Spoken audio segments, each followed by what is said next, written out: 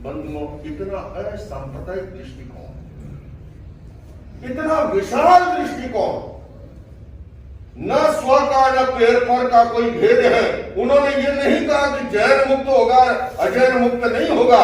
उन्होंने तो थर्मामीटर दे दिया कि भैया लगा के देख लो, कषाय मुक्ति है तो मुक्त हो जाएगा, कषाय मुक्ति है तो मुक्त नहीं होगा, चाहे कोई भी क्यों ना। इसलिए बंधुओं और बहनों, मुझे जब जब भी जैन सभाओं में बुलाया जाता है, सामने मैं कह सकता हूं कि वर्तमान युग के तीर्थंकरों के साथ अगर तुलना की जाए, ऐसे महान आचार्यों का चित्र लगा हुआ है। आचार्य विद्यासागर जी महाराज, उनके 50वें स्वर्ण जयंती महोत्सव के अवसर पर एक विशाल कार्यक्रम में मुझे मुंबई आमंत्रित किया गया था। मैं गया था वहां कार्यक्रम में। दिल्ली में आचार्य विद्यानंद जी महाराज के अभी जिनका स्वर्गवास हुआ पिछले ही कुछ महीनों पहले, और उनके ही सुख सागर जी महाराज है, रज्ञ सागर जी महाराज है, अनेक मेरे साथ बहुत ही उनका स्नेह, उनका वात्सल्य। जब भी मैं विदेश यात्रा के लिए जाता था, तो चूंकि वो दिल्ली में थे, मैं कुंदकुन भारती जरूर पहुंचता था, और उनका आशीर्वाद और वो जो किंची का झपटा लगाते, हम समझ लेते कि हमारी यात्रा सफल हो गई। और आजकल मैं जब भी जैन सभाओं में उपस्थित होता हूं, मैंने एक नया क्रम जरूर शुरू किया है। वो ये किया है कि मैं एक श्वेतांबरी वेशभूषा के अंदर सबसे पहले खड़े होकर के दिगंबर परंपरा के महान आचार्य विद्यासागर जी, विद्यानंद जी आदि अनेक आचार्यों को याद करके मैं पंचांग वंदन करता हूं। मेरा ये मानना है कि महान आचार्यों को वंदन करने से मिथ्यात्व का नाश होता है, सम्यक्त्व पुष्ट होता है। ये नहीं है कि श्वेतांबरी दिगंबरी को वंदन करेगा मिथ्यात्व आ जाएगा। मैं इस मान्यता को नहीं मानता। मैं मंच पर खड़ा होकर के महान श्वेतांबर परंपरा के आचार्यों को याद करता हूं। पद्म सागर जी से लेके नए पद्म सागर जी तक जितने भी हैं, एक प्रतीक रूप में उनको याद करते हुए पंचांग प्रणति पूर्वक वंदन करता हूं। और मेरा ये मानना है, महान आचार्यों को वंदन करने से, बड़ों को वंदन करने से मिथ्यात्व का नाश होता है, सम्यक्त्व पुष्ट होता है। उसी तरह से स्थानकवासी परंपरा के महान आचार्य शिव मुनि जी आदि श्रमण संघ के मैं सभी का स्मरण करते हुए उनको पंचांग प्रणति पूर्वक वंदन करता हूं। और जिस तेरापन परंपरा में मैं दीक्षित हुआ सन 1983 में, आज से 37 वर्ष पूर्व, मेरा परम सौभाग्य था कि आचार्य तुलसी के कर कमलों से दीक्षित होने का सौभाग्य मिला। आचार्य महाप्रभु के श्री चरणों में बैठ करके मुझे ABCD सीखने का अवसर मिला।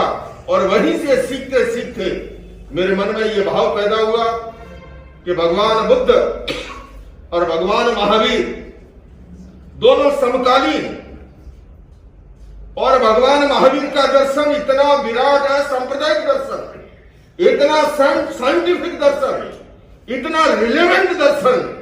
किंतु आप भी घूमने के लिए जाते हैं, बुद्ध धर्म सारी दुनिया में फैल गया। चाहे आप जो है जापान चले जाओ, कोरिया चले जाओ, श्रीलंका चले जाओ, थाईलैंड चले जाओ, चाइना का कहीं पर भी चले जाओ, हम सिकुड़ करके रहे। उसका एक छोटा सा इशारा मैंने प्रातःकाल खड़े खड़े किया था। हालांकि कार्यकर्ताओं ने उसको भी छोटी सी चीज को जब फेसबुक पे डाला, आपको सुनकर प्रसन्नता होगी। इम्फाल का एक छोटा सा वीडियो आज फेसबुक पे डाला गया। जब हम नीचे खड़े थे, उसका एक संक्षिप्त मैंने प्रतिबोधन दिया था 2-3-4 मिनट का।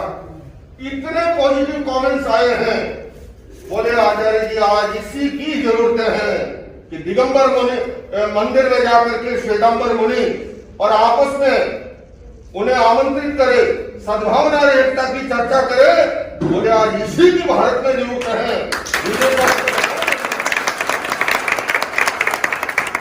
मैं आपको जानकारी दूं, अमेरिका में 70 सेंटर है, लेकिन वहां की विशेषता क्या है?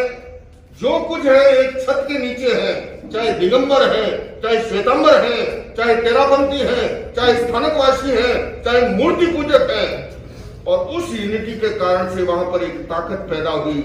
और जैनियों की आवाज वहां पर व्हाइट हाउस में भी सुनाई देती है, यूनाइटेड नेशंस में भी सुनाई देती है। जबकि इंडिया में, भारत में हम लोग इतने बंट गए, और उस कारण से सबसे ज्यादा रेवेन्यू चुकाने वाला समाज, सबसे ज्यादा अहिंसक और शांति प्रिय समाज, सबसे ज्यादा कहीं पर भी समाज में जरूरत हो, अगर अकाल पड़ जाए, बाढ़ आ जाए, सुनामी आ जाए, भूकंप आ जाए, हर जगह कल्याणकारी कार्यों में आगे रहने वाला समाज, किंतु राष्ट्रीय क्षतिज पर जो मूल्यांकन होना चाहिए वो नहीं हो पाता, क्योंकि दुनिया का सिद्धांत है united we stand, divided we fall.